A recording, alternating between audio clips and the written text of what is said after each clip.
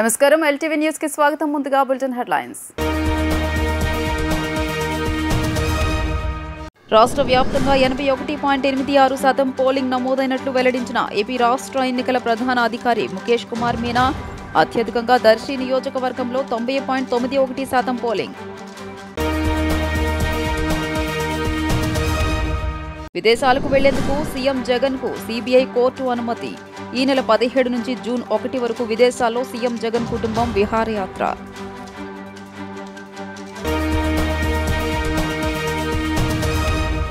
రేపటి నుంచి AP set పరీక్ష 142 సెంటర్లలో పరీక్షల నిర్వహణ జరుగుతోందని వెల్లడి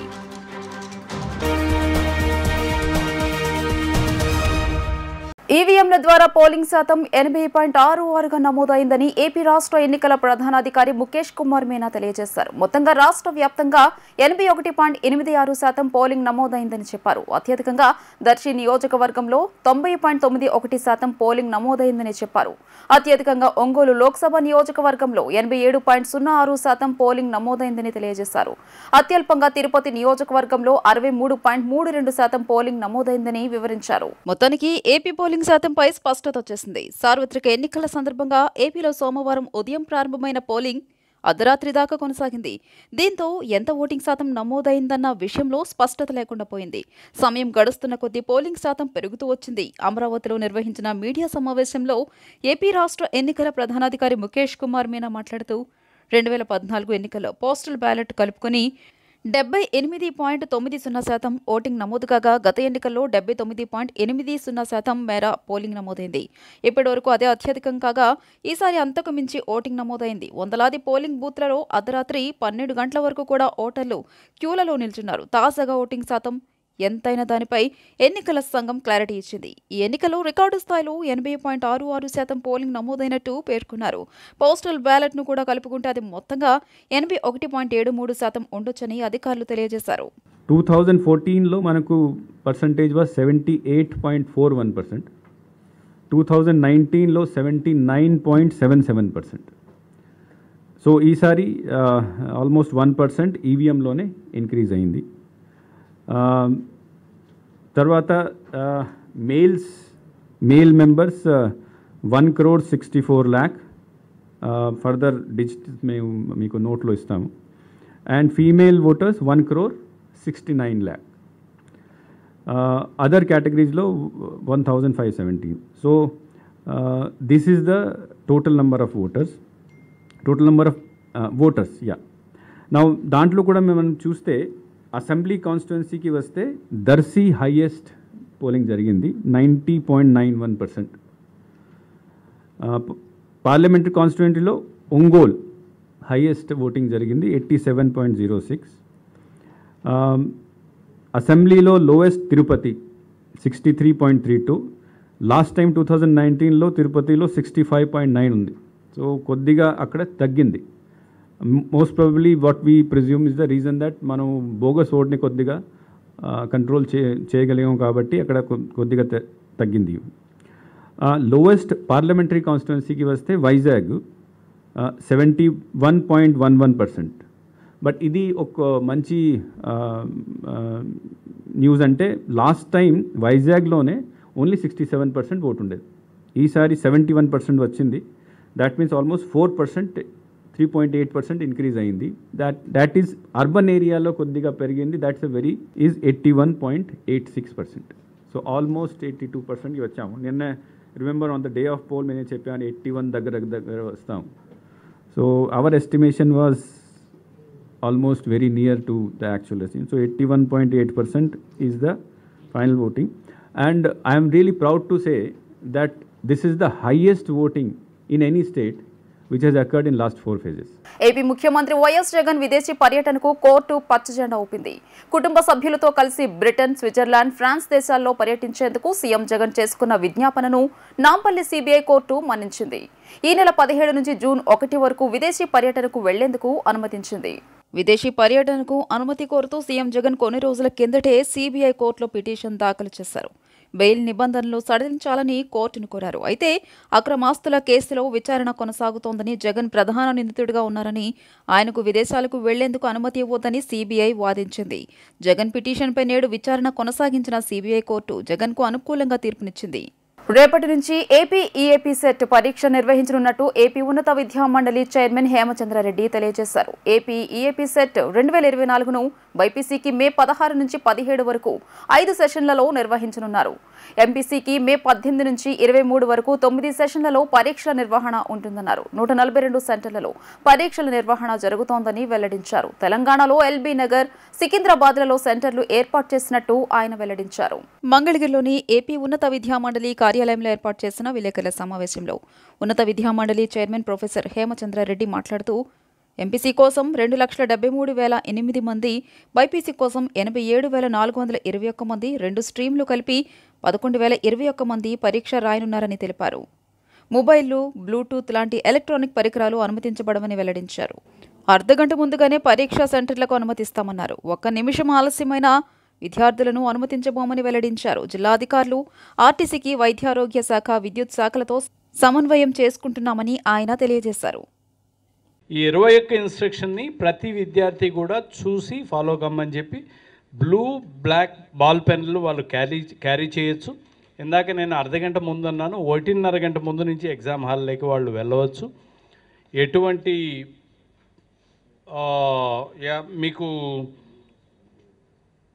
టోల్ ఫ్రీ నెంబర్స్ కూడా ఇప్పుడు చెప్తాను, నోట్ చేసుకోండి. 0884 మన మిత్రులు అడిగారు టోల్ ఫ్రీ నెంబర్ 0884 2359599 2359599 ఒక నెంబరు. రెండో నెంబరు 0884 2342499 రెండో నెంబర్. రెండో విషయం ఏంటంటే పిల్లవాళ్ళకి హాల్ టికెట్ వెనకనే వాళ్ళ టెస్ట్ సెంటర్ రూట్ మ్యాప్ వేసి ఉంటుంది. అంటే పిల్లలకి ఎవరికి కన్ఫ్యూషన్ అక్కర్లేదు. వాళ్ళు టెస్ట్ సెంటర్కి ఎలా చేరుకోవాలి అని చెప్పే రూట్ మ్యాప్ వాళ్ళకి చాలా క్లియర్గా హాల్ టికెట్ వెనకనే మనం ప్రింట్ చేసి ఉంటాము. కాబట్టి విద్యార్థులు ఎటువంటి కన్ఫ్యూషన్ లేకుండా వాళ్ళ టెస్ట్ సెంటర్కి చాలా చక్కగా చేరుకోవచ్చు. Calculators, mathematical log tables, pages, cell phones, watches all types, large spectacles, any other electronic gadgets, loose sheets of paper, వీళ్ళు ఎటువంటి పేపర్ క్యారీ చేయకూడదు, ఆర్ స్ట్రిక్ట్లీ ప్రొహిబిటెడ్. ఇవి తీసుకెళ్ళటానికి లేదు. ఎటువంటి డౌట్స్, క్వశ్చన్స్ మీద వీళ్ళు ఎవరిని అడగటానికి లేదు. సో ఈవెన్ ఇన్విజిలేటర్ కూడా వీళ్ళ డౌట్స్ని క్లియర్ చేయలేరు. సో క్వశ్చన్స్ ఎలా వస్తే అలాగే వీళ్ళు ఆన్సర్ చేయాల్సి ఉంటుంది. మెహందీ రూల్ ఎక్కడ ఉంది సార్? ఎక్కడ ఉంది? ఇక్కడ 7th పాయింట్. ఎగ్జామినేషన్ హాల్లోకి బయోమెట్రిక్స్ మనం తీసుకోవాల్సి ఉంటుంది కాబట్టి, లెఫ్ట్ హ్యాండ్ థంబ్ ఇంప్రెషన్ మనం తీసుకుంటాం కాబట్టి, సో ఎవరు కూడా మెహందీ లాంటిది, ఇంక్ లాంటిది అంటే చేతి వేళ్ళకి, ఎందుకంటే మనకు ఈ థంబ్ ఇంప్రెషన్ క్లియర్గా కావాలి కాబట్టి ఇవి చేతులకి మెహందీ పెట్టుకోకపోవటం చాలా ఉత్తమం. ఈ చెవిదుద్దులు ఎందుకు వద్దంటామంటే ఎలక్ట్రానిక్ గ్యాడ్జెట్స్ చెవిదుద్దుల రూపంలో తీసుకెళ్లే ఛాన్స్ ఉంది కాబట్టి, మళ్ళీ దాన్ని చెక్ చేయాల్సిన అవసరం ఉంటుంది కాబట్టి పిల్లలు అనవసరంగా ఇబ్బంది పెడతారు కాబట్టి మరీ పర్టికులర్గా అమ్మాయిలకి యాజ్ సచ్ గోల్డ్ ఆర్నమెంట్స్కి వీఆర్ నాట్ అగెయిన్స్ట్, కానీ ఆ రూపంలో ఏదైనా ఎలక్ట్రానిక్ గ్యాడ్జెట్స్ తీసుకెళ్తున్నారా అని చెప్పి చెక్ చేయాల్సిన అవసరం అయితే ఉంటుంది కాబట్టి ఆ ఎంబరాస్మెంట్ ఉండకూడదు అని చెప్పి వీలైనంత వరకు మనం గోల్డ్ ఆర్నమెంట్స్ని మీరు అవాయిడ్ చేస్తే బెటర్. లేదంటే కాస్త చెకింగ్ చేసే అవకాశం ఉంటుంది. 3,800 మంది ఇప్పటికే వాళ్ళు ఈ రివైజ్డ్ హాల్ టికెట్స్ని డౌన్లోడ్ చేసుకోవటం, దాంట్లో కొత్త టెస్ట్ సెంటర్ యొక్క రూట్ మ్యాప్ను మనం ప్రింట్ చేయడం జరిగింది. మిగిలిన వాళ్ళకి మనం కంటిన్యూస్గా ఫోన్స్ చేస్తున్నాం, ఎస్ఎంఎస్లు పంపిస్తున్నాం, వాళ్ళకి తెలియజెప్పుతున్నాం. ఇక దాదాపుగా 700 మంది కాబట్టి అందులో 16వ తారీఖు ఎగ్జామ్ రాయాల్సిన అందరూ కూడా డౌన్లోడ్ చేసుకొని ఉన్నారు. సో ఇమ్మీడియట్గా రేపటికి వచ్చిన ఇష్యూ ఏం లేదు. ఇంకా 700 మందిని కూడా 16 నుంచి 29 రోజుల లోపల వీళ్ళకి తెలియజెప్పి వాళ్ళ కొత్త హాల్ టికెట్స్ అని వాళ్ళకి ప్రింట్ చేయిస్తాం. రాష్ట్రంలో ఎన్డీఏ కూటమి క్లీన్ స్వీప్ చేయబోతోందని జనసేన అధినేత పవన్ కళ్యాణ్ ఆశాభావం వ్యక్తం చేశారు. 2014లో మోదీ తొలిసారి ప్రధాని అయినప్పటి నుంచి తనకు సన్నిహిత సంబంధాలు ఉన్నాయన్నారు. వ్యక్తిగతంగానూ మోదీ అంటే అమితమైన గౌరవం ఉందన్నారు. దేశానికి మోదీ మూడోసారి కూడా ప్రధాని కావాలని ఆకాంక్షిస్తున్నానన్నారు. ప్రధాని మోదీ నామినేషన్ కార్యక్రమం కోసం వారణాసికి వెళ్లిన ఆయన అక్కడ మీడియాతో మాట్లాడుతూ ఏపీలోని శాసనసభ, లోక్సభ స్థానాల్లో కూటమి భారీ విజయం నమోదు చేయనుందని తెలిపారు.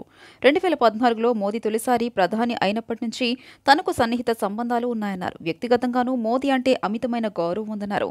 దేశానికి మోదీ మూడోసారి కూడా ప్రధాని కావాలని ఆకాంక్షిస్తున్నానన్నారు. దేశం ఆయన నాయకత్వంలో మరింత ముందుకు వెళ్తుందని బలంగా నమ్ముతున్నట్లు చెప్పారు. ఎన్డీఏ కూటమి తరపున జనసేన పార్టీ తరపున మోదీకి మద్దతుగా ఆయనకు శుభాకాంక్షలు తెలిపేందుకు వచ్చినట్టు వివరించారు. ఎన్డీఏ ప్రభుత్వం అత్యధిక మెజారిటీతో కేంద్రంలో ప్రభుత్వం ఏర్పాటు చేయబోతుందని తెలిపారు. ఇటు రాష్ట్రంలోనూ త్వరలోనే ఎన్డీఏ ప్రజాపాలన మొదలు కాబోతున్నట్టు ధీమా వ్యక్తం చేశారు.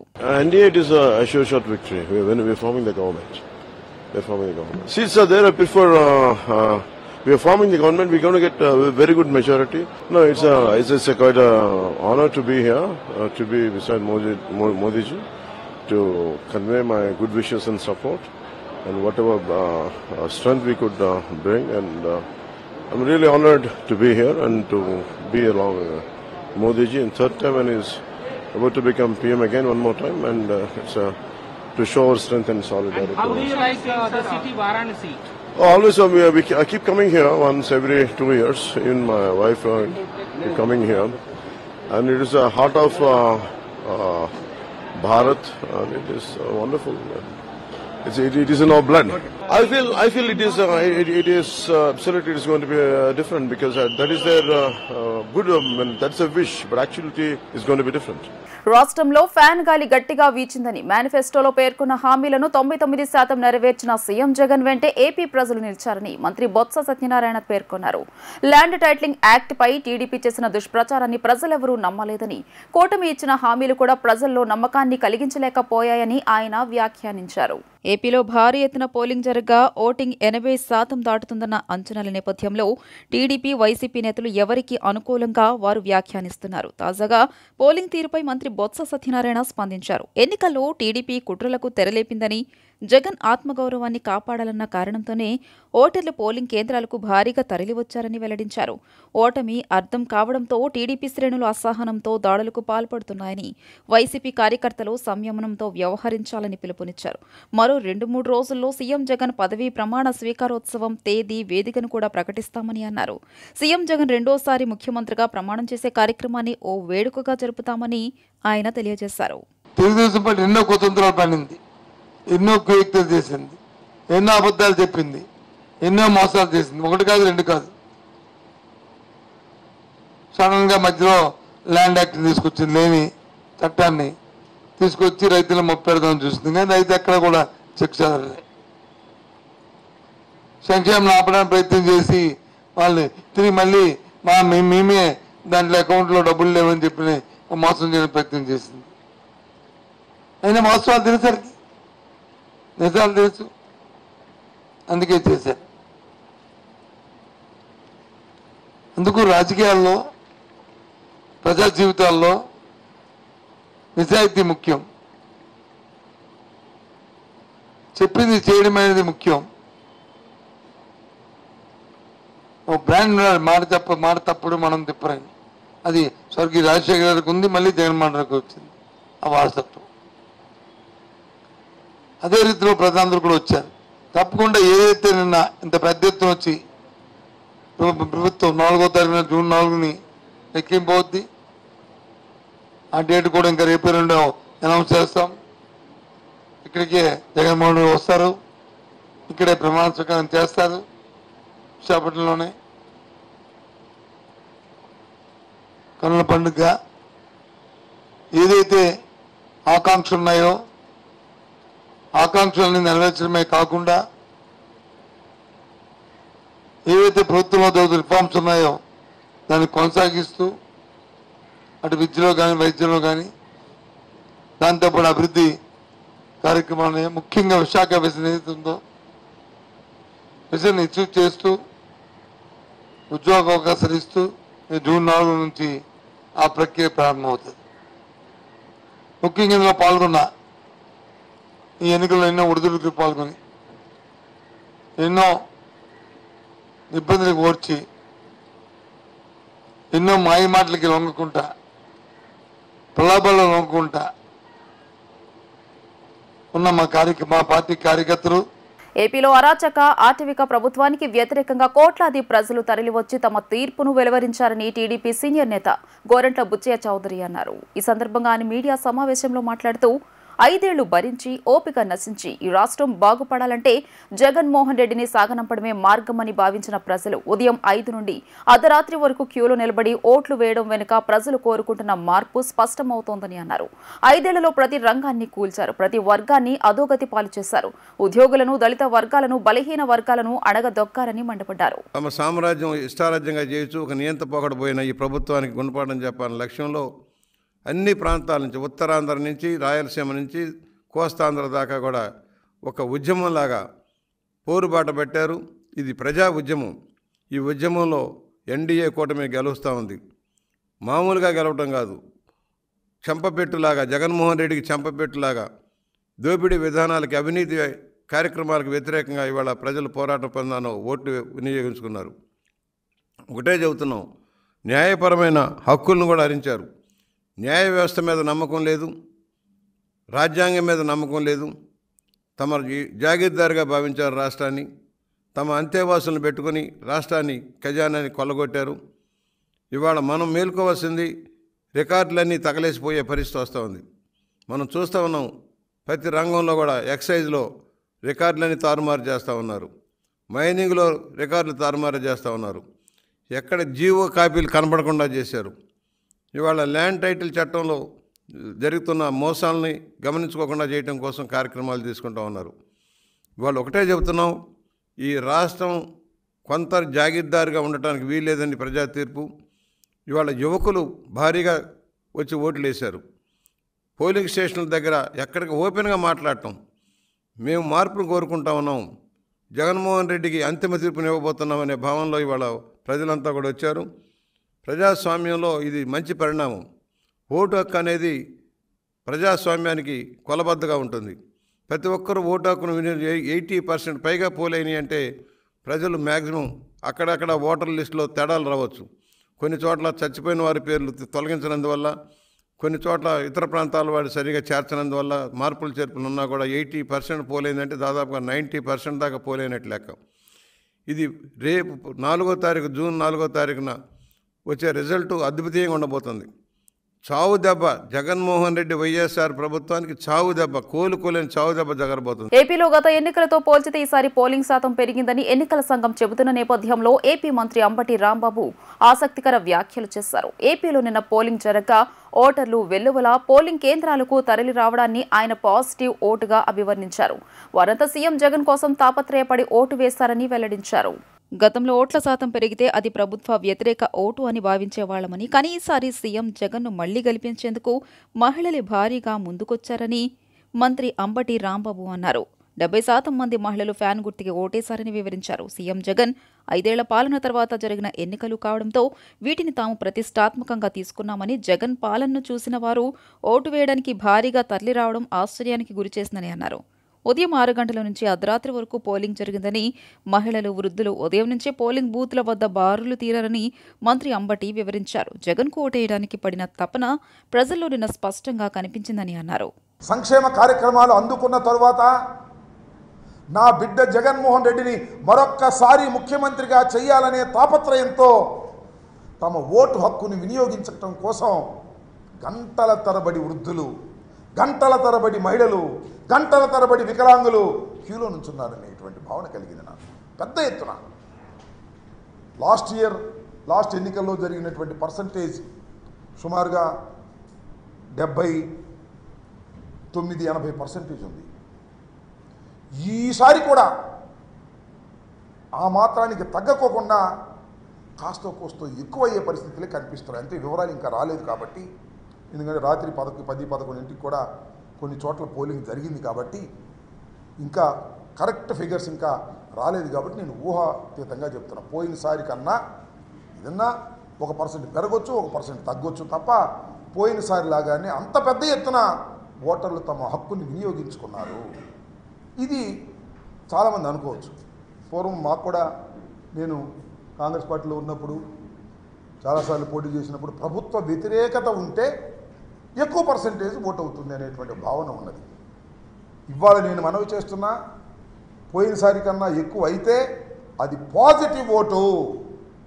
పాజిటివ్గా జగన్మోహన్ రెడ్డి గారిని తిరిగి మళ్ళీ అధికారంలోకి తీసుకురావాలి, మా సంక్షేమ కార్యక్రమాలను అమలు చేసుకోవాలి, సుఖవంతంగా బతకాలి అనేటువంటి భావనతో బడుగు బలహీన వర్గాలు, మైనారిటీసు, ఎస్సీలు, బీసీలు, సంక్షేమాన్ని అందుకున్నటువంటి అనేక మంది ఓటర్లు వచ్చి తమ బాధ్యతను నిర్వహించుకొని మళ్ళా తిరిగి జగన్మోహన్ రెడ్డి గారిని ముఖ్యమంత్రిగా చూడాలనేటువంటి తాపత్రయం పలనాడు మొత్తం కనీ విని ఎరుగని రీతిలో ఏ రోజున కూడా, ఈ ఎన్నికల్లో కూడా జరగనటువంటి విధంగా హింస జరిగింది, ఇంకా జరుగుతూ ఉంది. ఇంకా కొన్ని గ్రామాల నుంచి ఫోన్లు వస్తున్నాయి, మా మీద దాడులు చేస్తున్నారు అని. ఎస్సీల మీద, ఎస్టీల మీద, బీసీల మీద, మైనారిటీల మీద దాడులు చేసే పరిస్థితి కనిపిస్తూ ఉన్నది. ఏపీలో పోలింగ్ తర్వాత పలు చోట్ల చోటు చేసుకున్న హింసాత్మక సంఘటనలపై కేంద్ర ఎన్నికల సంఘం తీవ్రంగా స్పందించింది. ఈ సందర్భంగా ప్రభుత్వ ప్రధాన కార్యదర్శి జవహర్ రెడ్డి రాష్ట్ర డీజీపీ హరీష్ కుమార్ గుప్తాకు సమన్లు జారీ చేసింది. ఏపీలో పోలింగ్ తర్వాత చోటు చేసుకున్న హింసాత్మక ఘటనలపై వివరణ కోరింది. వ్యక్తిగతంగా ఎన్నికల సంఘం ముందు హాజరై వివరణ ఇవ్వాలని సీఎస్ డీజీపీకి ఆదేశించింది. పల్నాడు, చంద్రగిరి, తిరుపతి, తాడిపత్రి, నంద్యాల జిల్లాల్లో జరిగిన హింసను ఎందుకు కంట్రోల్ చేయలేకపోయారని ప్రశ్నిస్తూ వ్యక్తిగతంగా ఢిల్లీకి వచ్చి వివరణ ఇవ్వాలని ఆదేశించింది. పోలింగ్ జరిగిన 2 రోజులు కావస్తున్న రాష్ట్రంలో జరుగుతున్న హింసాత్మక ఘటనలు, అల్లర్లు అదుపులోకి తీసుకురాకపోవడంపై ఆగ్రహం వ్యక్తం చేసింది. దీంతో గురువారం వారిద్దరూ ఢిల్లీకి వెళ్లనున్నారని తెలుస్తోంది. ఈసీఐకి వాస్తవ పరిస్థితులు వివరించనున్నారు. వార్తలు ముగించే ముందు హెడ్లైన్స్ మరోసారి. రాష్ట్ర వ్యాప్తంగా 81.86% పోలింగ్ నమోదైనట్లు వెల్లడించిన ఏపీ రాష్ట్ర ఎన్నికల ప్రధాన అధికారి ముఖేష్ కుమార్ మీనా. అత్యధికంగా దర్శి నియోజకవర్గంలో 90.91% పోలింగ్. విదేశాలకు వెళ్లేందుకు సీఎం జగన్కు సీబీఐ కోర్టు అనుమతి. ఈ నెల 17 నుంచి జూన్ 1 వరకు విదేశాల్లో సీఎం జగన్ కుటుంబం విహారయాత్ర.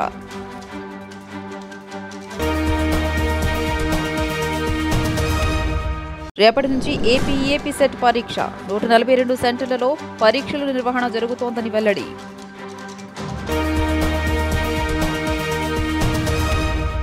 ఈ వార్తలు ఇంతటితో సమాప్తం. నమస్కారం.